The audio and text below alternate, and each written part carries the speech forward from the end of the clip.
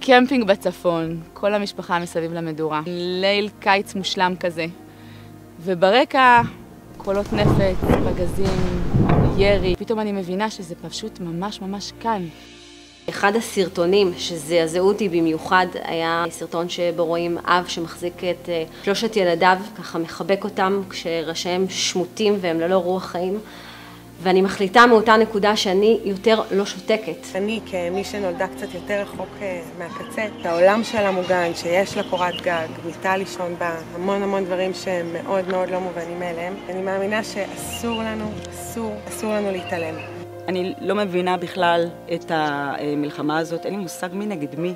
אני רק יודעת דבר אחד, שנשים וילדים הם תמיד קורבנות. חובה להגיב אל מול הרוע הזה, זאת הדרך היחידה של האנושות לתקן את עצמה, כן? לכן קמנו, כדי לעשות משהו. גייסתי חבורת נשים, התכנסנו, התחלנו לאסוף, ובשלב הראשון זה היה רק מזון תינוקות וטיטולים ומוצרי היגיינה, על מנת להעביר את זה לצד הסורי. בפעימה השלישית כבר היה לנו 120 נקודות איסוף בכל רחבי הארץ. אספנו את זה במחסן שהלך ונערם לממדים עצומים שלא דמיינו בכלל. ממש הרגשנו שהתפרצנו לדלת פתוחה. צורך לעשות משהו, הצורך לא לעמוד מהצד. נאספו פה המון לבבות, הייתה פה אנרגיה כזאת מאוד גדולה. יש בזה זהה אמיתית. בן אדם הלך, קנה, הביא, שינע, ארז, מיין, כלומר הוא הביא את הלב שלו, הביא את הטיפת זהה שלו לתוך הדבר הזה.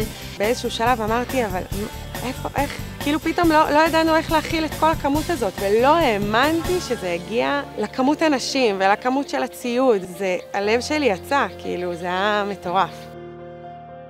אני זוכרת תמונות מחורף קודם של ילדים יחפים, גופיות לגופם, ואוהלים כמעט קורסים תחת השלג. המידע שאנחנו מקבלים מהשטח הוא כי יש צורך אמיתי ומשמעותי בציוד לקראת החורף. ולכן בפעימה הזו אנחנו אוספים כסף על מנת לרכוש מעילים יד ראשונה, ישר ממפעלי הייצור, וסמיכות, על מנת לחמם את הגוף ואת הנפש בחורף הקר בסוריה. כל האיסוף הזה זה טיפה בים, זה בטח לא מה שיעצור שם את מה שקורה. אנחנו לא נעמוד מנגד, וזה לא משנה סורים, לא סורים, זה בני אדם. חובתנו להפוך את העולם הזה לקצת יותר ראוי, קצת יותר אכפתי, קצת יותר טוב. אולי זה יעשה משהו.